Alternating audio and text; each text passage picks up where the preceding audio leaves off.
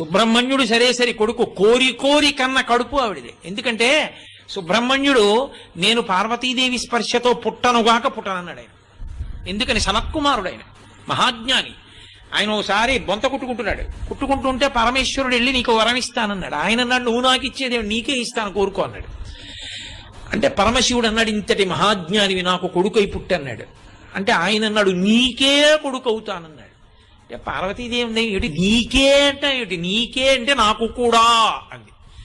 ఆయన అన్నాడు అమ్మ అలా నాకు అది కుదరదు, నువ్వు ఎంత జగన్మాతవైనా నేను గర్భవాసం చేయను, యోని సంభవుణ్ణి కాను, అందుకని నీ కడుపులో నేను పడుకోను అన్నాడు. అదేమిట్రా నాయన నీ వంటి వాడు నా కొడుకు కాకపోతే అలా అవ్వవలసిందే అందావిడ. అయితే ఓ రాజీకి వద్దాం, నువ్వు ఒకనకొకప్పుడు శరవణ తటాకంగా రూపాంతరం చెందావు నీటి సరస్సుగా హిమాలయ పర్వతం మీద, అందులో పడి బయటికి వస్తాను, అందుకని నా పేరు శరవణ భవ. ఆయన మంత్రం కూడా అదే.